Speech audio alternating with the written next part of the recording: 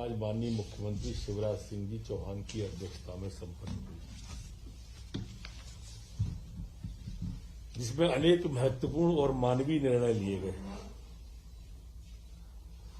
जैसा आप सबको विदित है कि बहुत संवेदनशील मुख्यमंत्री के रूप में देश के अंदर हमारे मुख्यमंत्री की पहचान होती है। एक सामाजिक पहल उन्होंने आज की है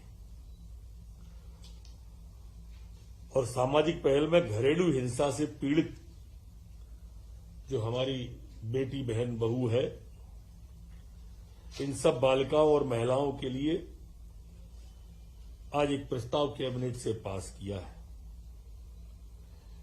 इस घरेलू हिंसा में अगर नातेदार जो ससुर कहलाते हैं, देवर कहलाते हैं, इस तरह के नातेदार भी शामिल हैं, अगर वो घर में प्रताड़ित करते हैं, तो अगर वो हिंसा में 40% की क्षति हमारी बेटी बहू बहन को होगी तो 2 लाख रुपया, इससे अधिक होगी तो 4 लाख रुपया,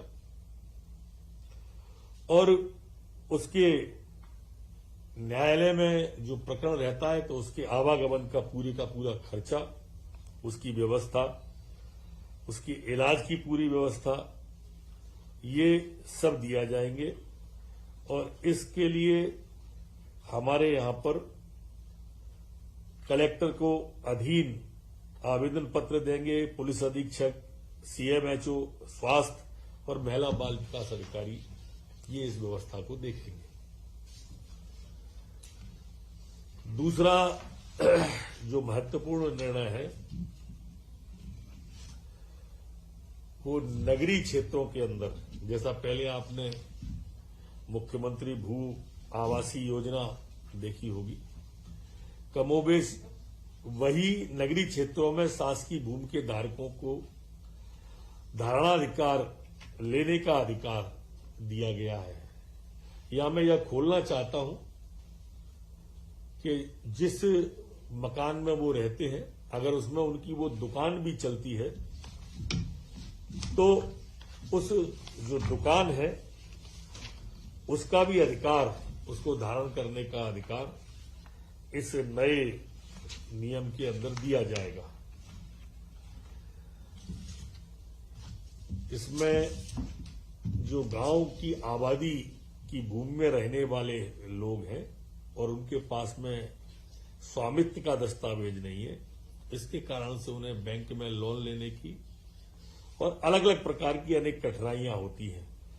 इस कठिनाई को दूर करने के लिए 22 सितंबर 2020 में भी एक आया था, एक 24 सितंबर में आया था, और उनके क्रियान्वयन में भी अब भूखंड का आवासीय, व्यावसायिक, वाणिज्यिक मिश्रित उपयोग किया अगर वो व्यक्ति कर रहा है तो उसे प्रीमियम और भूभाटक की गणना आवासीय योजना अनुसार व्यावसायिक वाणिज्यिक उपयोग वाले भाग पर आवासीय दर का 120% प्रीमियम और आवासीय भूभाटक देने के बाद उसे दिया जाएगा। और इसमें पट्टे के क्षेत्रफल को भी पृथक से अलग से लिखा जाएगा। मिश्रित प्रयोजन वाले को एक ही परिवार द्वारा 2 अलग अलग स्थानों पर एक आवासीय और एक दूसरा व्यावसायिक भूखंड उपयोग किया जा रहा है तो उसे 2 पृथक पट्टे दिए जाएंगे। एक परिवार को केवल एक बार ही लाभ दिया जाने का इसमें निर्णय लिया है। देय राशि के भुगतान की अवधि में वृद्धि चाही गई हो, वहां अवधि पूरी होने पर बकाया राशि को भू राजस्व की बकाया के रूप में वसूल किया जाएगा। एक बहुत महत्वपूर्ण निर्णय हमारे मध्यम वर्ग के लोगों के लिए यह लिया गया है।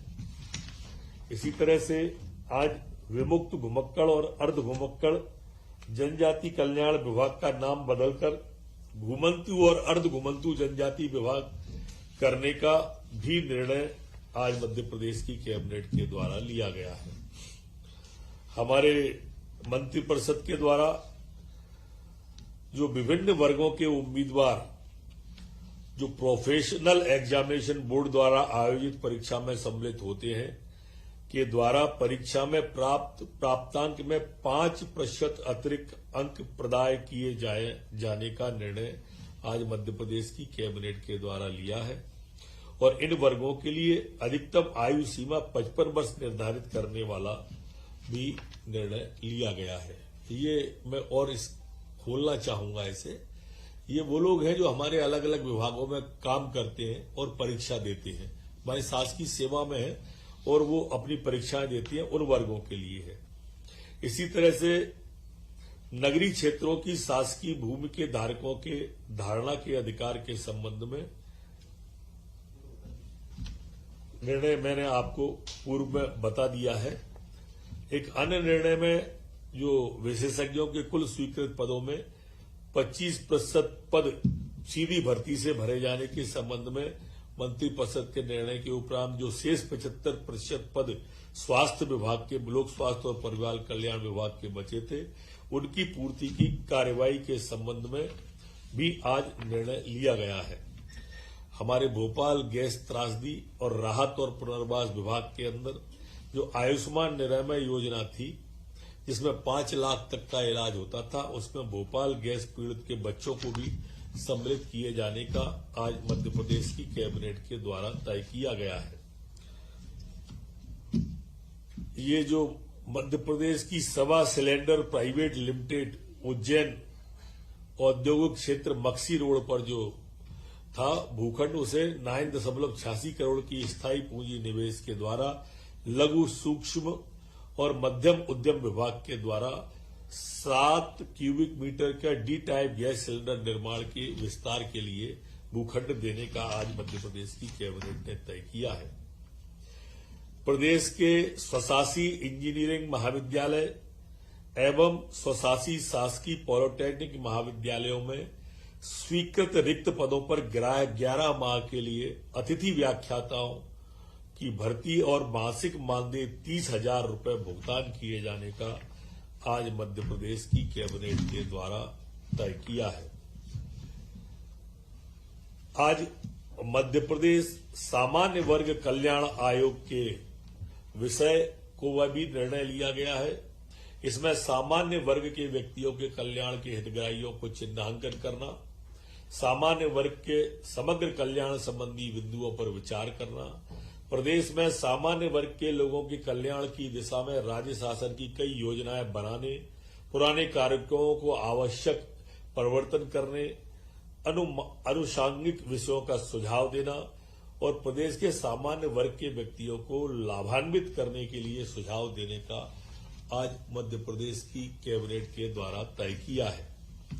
लोक परिसंपत्ति प्रबंधन विभाग राज्य परिसंपत्ति एक समिति के गठन का निर्णय, ये अपने आप में एक अलग प्रकार का निर्णय मध्य प्रदेश की सरकार ने लिया है कि एक ये विभाग ही अलग से बना दिया है। वो विभाग हमारे राज्य के अंदर की परिसंपत्तियां, हमारे राज्य के बाहर की जो राज्य सरकार की संपत्तियां हैं और उनसे क्रियान्वयन और उनका उपयोग, ऐसा बहुत सारी कंपनियां, इसके बहुत सारे काम इस कंपनी में देने का तय किया है।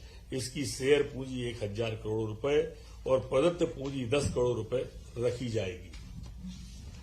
आज परिवहन विभाग सुसावरा की जिला मंदसौर स्थित सुसावरा बुकिंग ऑफिस पर संपत्ति की नीलामी दुकानों के संबंध में जो बोली आई थी, एक्चुअली रुपए 2 करोड़ 14 लाख को मंजूरी दी गई है। नरसिंहपुर बस डिपो की परिसंपत्ति को 19 करोड़ 99 लाख 99,999 रुपए में देने का आज कैबिनेट के द्वारा तय किया है। आज मध्य प्रदेश की आबकारी नीति जो मध्य प्रदेश की है, उसको भी 1 अप्रैल 2022 से 31 मार्च 2023 तक जो प्रस्तावित थी, उसको आज अनुमति प्रदान कैबिनेट के द्वारा की गई है। इस प्रस्ताव में उप दुकानें खोलने का प्रस्ताव था, जो कि माननीय मुख्यमंत्री जी के द्वारा आग्रह कर दिया गया है। नई दुकानें नहीं खोली जाएंगी और एक जो पुराना था बॉटलिंग फीस का, वो यथावत ही रहेगा। जो कोई भी चेंज पुराने बॉटलिंग फीस में नहीं करने का तय किया है। अनेक निर्णय इसमें और भी लिए गए हैं, जैसे कि 50,000 रुपए वार्षिक लाइसेंस फीस पर होम बार लाइसेंस 1 करोड़ तक की वार्षिक आय वाले व्यक्तियों को दिया जाएगा। बियर इकाई को लीज पर किसी पंजीकृत कंपनी को दिया जा सकेगा जिसका गत वर्ष वार्षिक मूल्यांकन टर्नओवर 5 करोड़ रुपए हो। बोतलबंद मदरा के परिवहन वेस्टेज की सीमा कम किया जाकर कांच के लिए 0.25 और पेट के लिए 0.10 की जाएगी। अंगूर से निर्मित वाइन को प्रदेश में वित्तीय वर्ष 25-26 तक आबकारी शुल्क से मुक्त रखा जाएगा। अंगूर के अतिरिक्त जामुन से भी वाइन के निर्माण की अनुमति यहां पर दी जाएगी। भोपाल एवं इंदौर में शासन द्वारा निर्धारित मापदंडों के आधार पर माइक्रो ब्रेवरीज खोली जा सकेंगी। ऐसे अनेक सुझाव हैं जो लिखित में अभी आप सबको इस विभाग के द्वारा दे दिए जाएंगे।